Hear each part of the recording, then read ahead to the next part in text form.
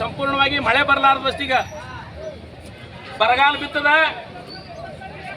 ನಾವು ರಾಜ್ಯ ಸರ್ಕಾರಕ್ಕೆ ಮತ್ತು ಕೇಂದ್ರ ಸರ್ಕಾರಕ್ಕೆ ಹೇಳ್ತಾ ಇದ್ದೇವೆ, ಈ ಕರ್ನಾಟಕ ರಾಜ್ಯ ಬರಗಾಲ ಘೋಷಣೆ ಆಗಬೇಕು.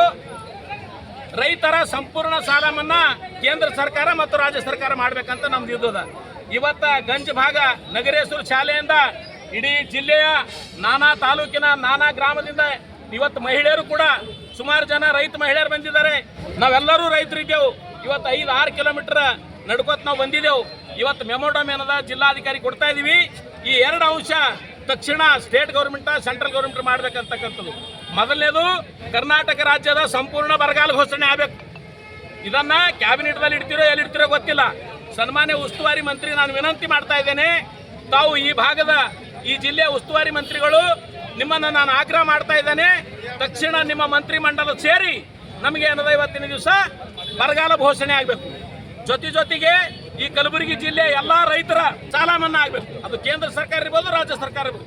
ಈ ಬೇಡಿಕೆ ತಗೊಂಡು ಇವತ್ತಿನ ದಿವಸ ನಾವೇನದ ಸುಮಾರು 5-6 ಕಿಲೋಮೀಟರ್ ಪಾದಯಾತ್ರೆ ಬಂದಿರತಕ್ಕಂಥ ಎಲ್ಲ ನನ್ನ ರೈತ ಬಂಧುಗಳು ಇದ್ರಾಗ ಯಾರು ದೊಡ್ಡವರಿಲ್ಲ.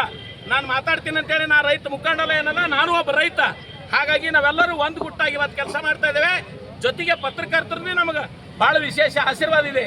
ಅದೇ ರೀತಿಯಾಗಿ ಪೊಲೀಸ್ ಡಿಪಾರ್ಟ್ಮೆಂಟ್ದವರು ಎಲ್ಲರೂ ಇವತ್ತು ಸರ್ಕಲ್ ಇರ್ಬೋದು, PSI ಇರ್ಬೋದು, DSP ಎಲ್ಲರೂ ನಮ್ಮ ಜೊತೆಗೆ ಪಾಪ ಅವರು ಕೂಡ ಹಸಿವಾದರೂ ಕೂಡ ಎಲ್ಲಿ ಅವ್ರು ಹೋಗಿಲ್ಲ.